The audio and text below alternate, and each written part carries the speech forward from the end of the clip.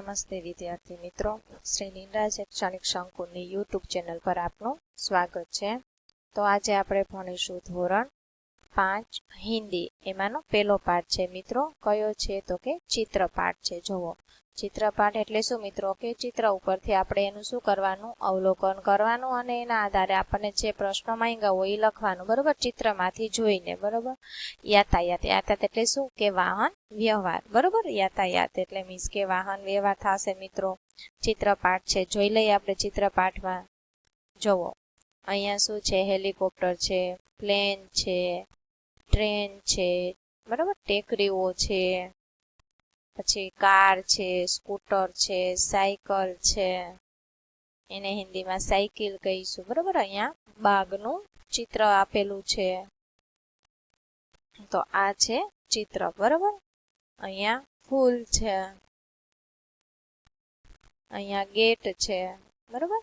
અહીંયા બેન્ચ છે બેસવાની, અહીંયા કંઈક ફુવારાનું ફિશ જેવા આકારનું ફુવારો છે, બરોબર? તો ચિત્ર દેकर ફૂલો કે નામ કી સૂચી, તો કે આમાં જે ફૂલો નામ છે એ બધા ફૂલોના નામ આપણે લખવાના રહેશે. ચિત્ર મેં નહીં હે એસે ફૂલો કી સૂચી, તો ચિત્રમાં જે છે એ લખવાના, અને ચિત્રમાં નથી એટલે કે એના સિવાયના બીજા કયા ફૂલો છે તો એનું તમારે એક સૂચિ એટલે કે એની એક નોંધ તમારે કરવાની છે. તેમાં કરવાની મિત્રો તમારી બુકમાં કરવાની છે, બરોબર? પાછું જો ચિત્ર આવે છે, અહીંયા પાણી છે, બરોબર? આ બોટ છે, સ્ટીમર છે, અહીંયા મકાન છે, બસ છે, રિક્ષા, ઓટો રિક્ષા, બરોબર? ત્યારબાદ જોઈએ કે ચિત્ર દેकर यातायात के साधनों की सूची बनावे, तो બધા યાતાયાતના સાધનોના હું જે નામ બોલી, રિક્ષા, બસ, કાર, હેલિકોપ્ટર, પ્લેન, બરોબર? જેટલા યાતાયાતના સાધનો છે એટલે કે વાહન વ્યવહારના સાધનો છે એના આપણે એક સૂચિ બનાવવાની છે. ઉન यातायात के साधनों के नाम बताइए जो चित्र में नहीं है, તો ચિત્રમાં નથી એવા તમારે વાહન વ્યવહારના નામ બતાવવાના છે, બરોબર? એના સિવાયના છે, બરોબર? ટ્રક, એવા ઘણા બધા જે છે યાતાયાતના જે આમાં ન હોય એ આપણે લખવાના રહેશે, બરોબર? હવે છે કે आपने जिन यातायात के साधनों के नाम लिखे हैं उनमें नीचे दी गई તાલિકા મેં વર્ગીકૃત કીજીએ. તો મેં જો અહીંયા આ યાતાયાતના સાધનોના તમે અહીંયા સૂચિ બનાવી, બરોબર?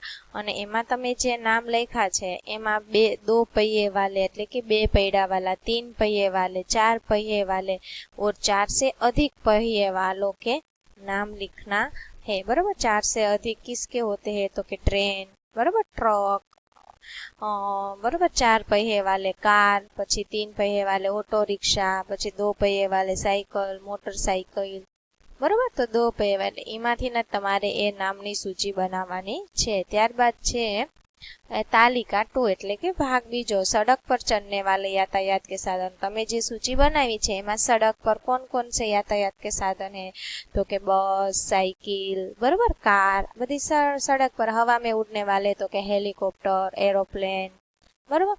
पानी में चलने वाले बोट, स्टीमर आदि.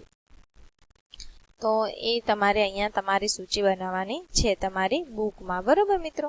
ત્યારબાદ છે નીચે દિए गए टिकट का चित्र देखकर प्रश्नों के उत्तर दीजिए. તો અહીંયા ટિકિટ દેખાય છે મિત્રો, બરોબર? મુંબઈ સેન્ટ્રલ અમદાવાદ જંકશન એટલે કે આ રેલવે ટ્રેનની ટિકિટ છે, બરોબર? यह क्या है तो कि यह रेलवे ट्रेन की टिकट है, बरोबर? बस का टिकट कहाँ से कहाँ तक है तो कि मुंबई सेंट्रल से अहमदाबाद जंक्शन तक का है. रेलवे का टिकट कहाँ, बस का टिकट कहाँ से कहाँ तक का है तो कि आ बस का टिकट है, बरोबर? आ रेलवे का है और ये बस का है. तो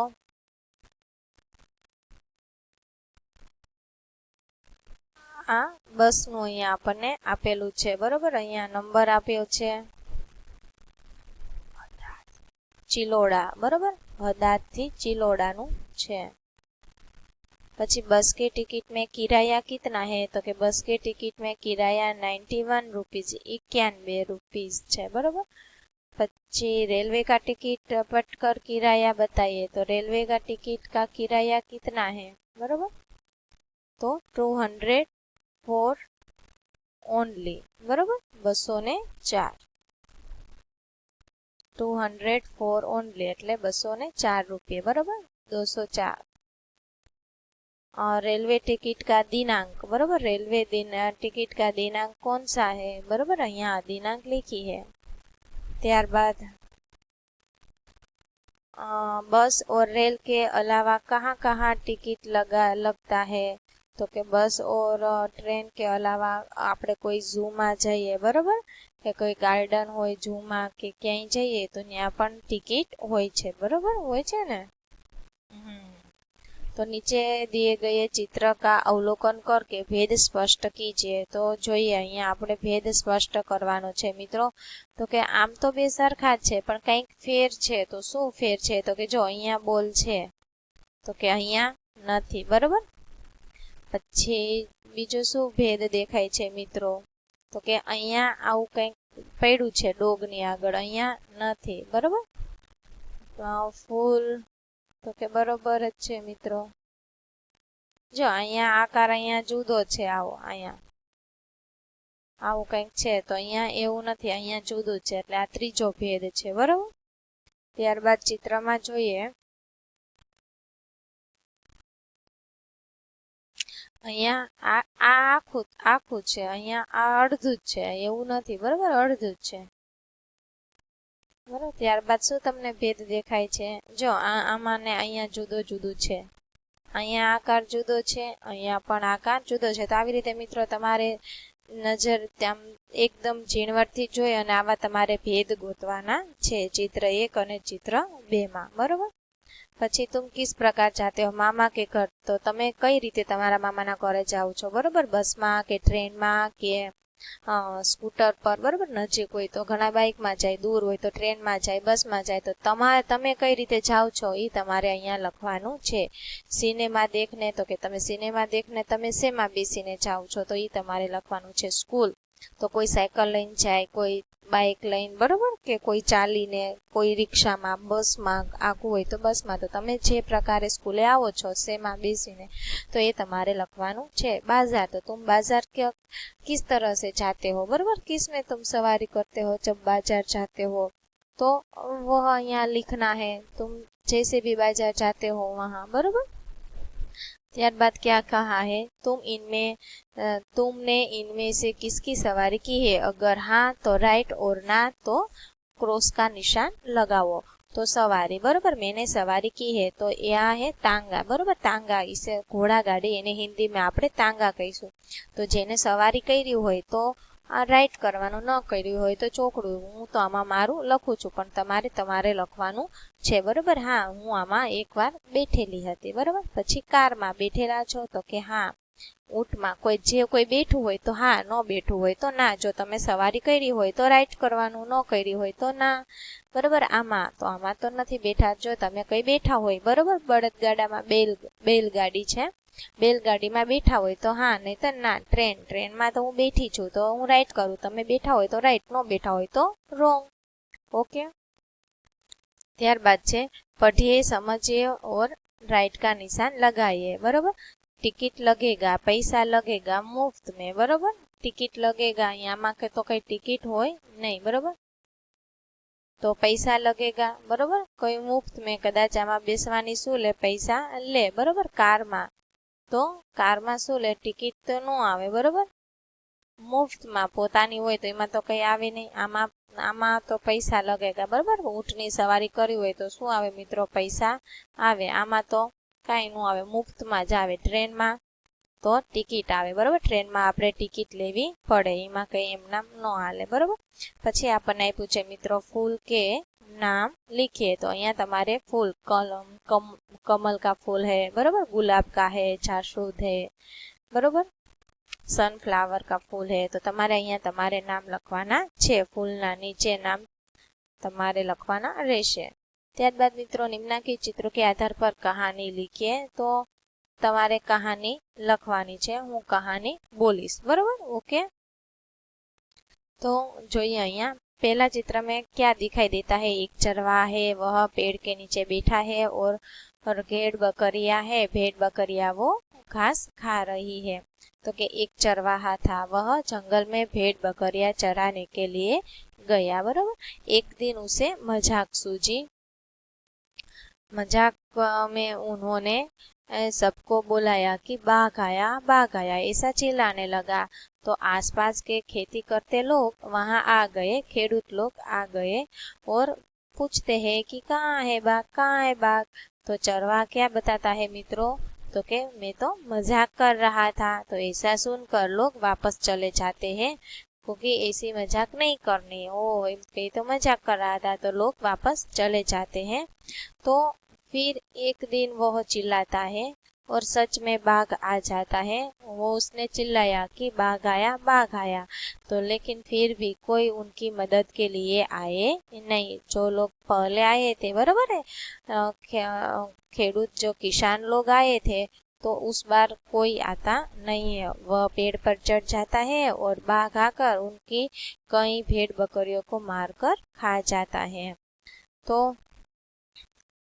इस कहानी से हमें क्या मिलता है, बराबर, हमें कभी भी मजाक नहीं करनी चाहिए। दूसरों को हानि पहुंचे ऐसे हमें मजाक नहीं करनी, बराबर। दूसरों को हानि हो ऐसी मजाक हमें नहीं करनी।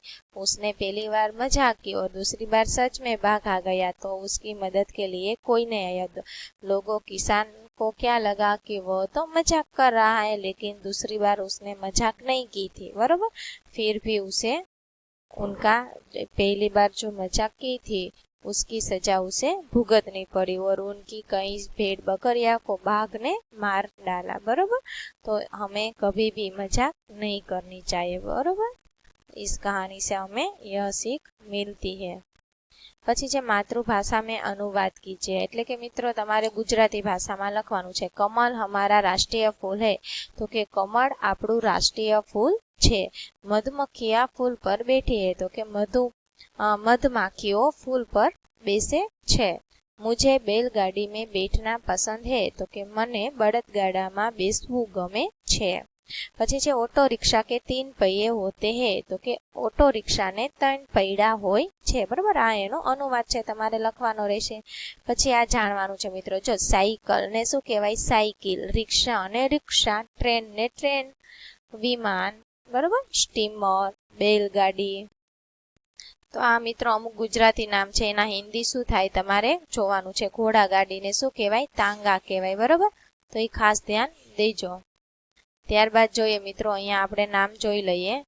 તો કે સ્કૂટર ને સ્કूटर, बस तो के बस, हेलीकॉप्टर तो के हेलीकॉप्टर, जहाज तो इस तरह से लिखा जाएगा। गाड़ी तो के कार, ऊंट गाड़ी तो ऊंट गाड़ी ज कहेवाय पण लखाय हिंदी में ऊंट गाड़ी, ओके। પછી છે મોટરસાઇકલ, તો કે મોટરસાઇકલ, મોટરસાઇકલને શું કહેવાય, મોટરસાઇકલ। તો આ હતા ગુજરાતી નામ અને એના હિન્દી। આ બધાય શું છે, યાતાયાતના વાહનો છે, બરોબર। યાતાયાત જ છે આ બધાય, જેથી કરીને આપણે એક જગ્યાએથી બીજી જગ્યાએ જઈ શકીએ, એટલે કે વાહનો જ છે, બરોબર। આ તમારે નામ યાદ રાખવાના રહેશે હિન્દીમાં અને ગુજરાતીમાં, બરોબર। હિન્દીમાં કેમ લખાય અને ગુજરાતીમાં કેમ થાય, બરોબર।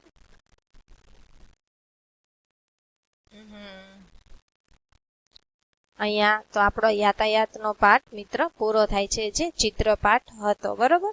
કે જેમાંથી આમાં આપણે મિત્રો શું શીખવાનું છે તમારે મિત્રો, તો એક તો यातायात के साधनों के नाम जो हिंदी में उसे क्या कहा जाता है, क्या बोला जाता है, वो इस पाठ में हमें ये जानना है।